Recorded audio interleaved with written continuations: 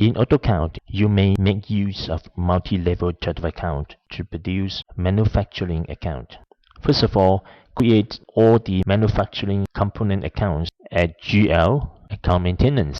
Let me collapse all account, expand the cost of goods sold, manufacturing account. All manufacturing component accounts are grouped under account tab of cost of goods sold.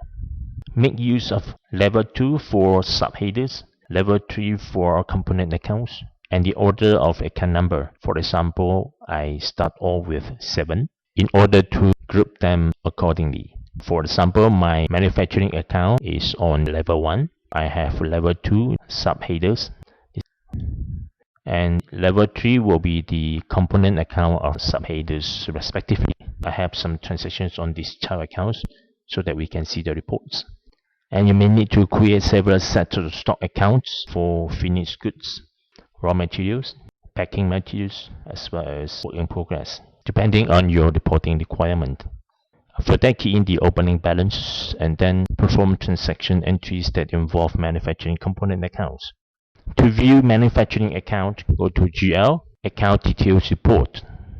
Define the date and the name of the title if you want. For report format, select Income and Expenses account and then highlight the top level of manufacturing account. Then click on Preview.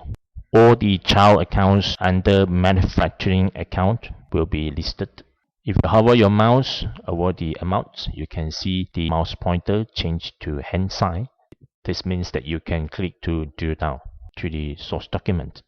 Now take a look at profit and loss statement. Click on Preview. That is manufacturing account. The amount will appear under cost of goods sold. That's all for manufacturing account. Thank you.